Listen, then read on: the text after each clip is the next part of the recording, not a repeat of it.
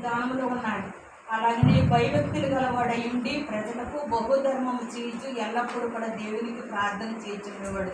అయితే భయం అంటే దేవునికి భయపడాలి. మనం మనుషులకు కాదు భయపడేది. మనం చేసిన ప్రతి ప్రార్థన, మన ప్రతి పాపము, మనం ఏమి చేస్తున్నామో దేవుడు చూస్తున్నాడు. మనం చూడట్లేదు కదా, మనం ఏమని చేసినా కూడా ఎవరు చూడలేదు కదా అనుకుంటాం. మనకి దేవుడికి ఒకనొక రోజు లెక్క చెప్పాలి.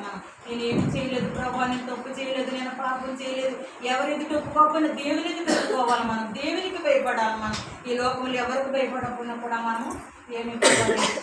అలాగే భక్తి అంటే మనల్ని సృష్టించిన దేవుడు, మనం సృష్టించి మనకు ప్రాణం ఇచ్చి మనల్ని బ్రతికించి మనం ఈ రోజున ఇలా ఉన్నామంటే మనం ఆయన స్తుతించాలి, ఆరాధించాలి, గణపరచాలి. దేవుడు లేదు, మనం ఎలా సృష్టించబడ్డాము. సృష్టించిన దేవుడిని మనం స్తుతించకుండా, ఆరాధించకుండా, మనం గణపరచకుండా ప్రాణమా తిను తాగు సుఖింద ఈ లోకంలో ఏది శాశ్వతం కాదు. మనము నిజమైన జీవితము, మనము నిజమైన బ్రతుకు, మనం గమ్యానికి చేరాలంటే దేవునికి భయభక్తులుగా మనం జీవించాలి. ఈ లోకంలో దేనికి భయపడకూడదు, దేనికి కూడా మనము చింతపడకూడదు. దేవుని మీద ఆధారపడి బ్రతకాలి. ఈ రోజున మనం ఎందుకు ఇలా బ్రతుకుతున్నామని మనం ఆలోచించుకోవాలి. భయం కలిగి, భక్తి కలిగి ఉండాలి. అలాగే నీ కొరలేనని భక్తుడు అన్ని ఇంటి వారందరితో దేవుని సన్నిధానంలో ఉన్నాడు, భయభక్తిని కలిగి ఉన్నాడు. అలాగనే ఎల్లప్పుడూ కూడా ప్రార్థన చేస్తుండేవాడు. ఎల్లప్పుడూ ప్రతి క్షణము కూడా ప్రార్థన చేస్తూ ఉండేవాడు.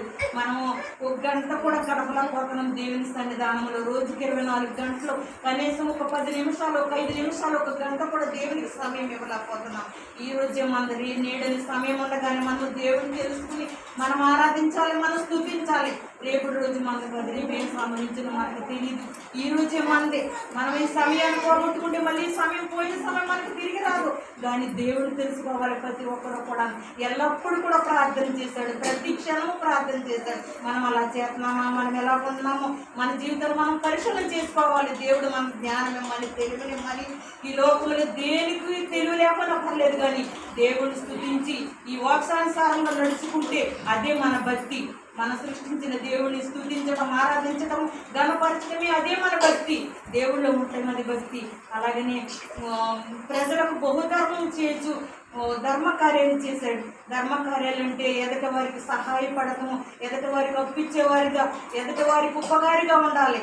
మనకు మనమే తిని మనమే కాదు, ఎదుటి వారిని కూడా ఆదరించేవారు, దిక్కు లేని వారిని అందరినీ కూడా ఆదరించేవారికి, ఎదుటి వారికి సహాయం చేసేవారిగా ఉండాలి.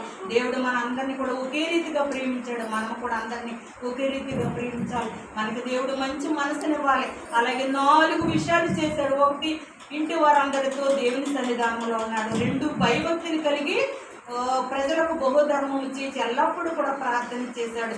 4 విషయాలు చేశాడు. అలాగే మనం కూడా కొన్నేళ్ళ వలె మనం కూడా భక్తి పరులాగా మనకు విశ్వాసం కలిగి ముందుకు సాగాలి. మనం అప్పుడే దేవుడు మన ప్రార్థనలన్నీ కూడా ఇప్పుడు ఇలా చేసినప్పుడు కొన్నేళ్ళు ఏమైంది, దేవుని దూత వచ్చి పగల 3 గంటలకు వచ్చి దేవుని దూత కొన్నేళ్ళతో మాట్లాడుతుంది.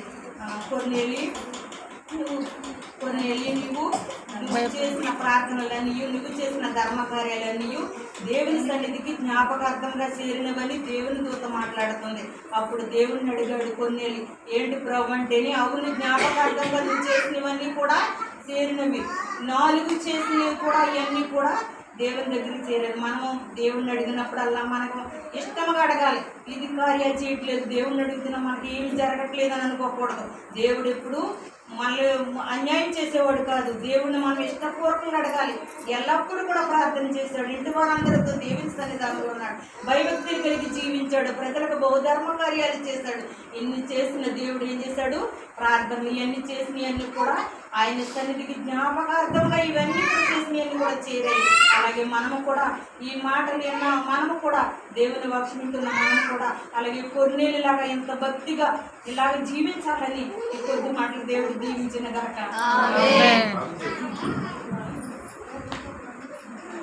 ప్రభా నీకే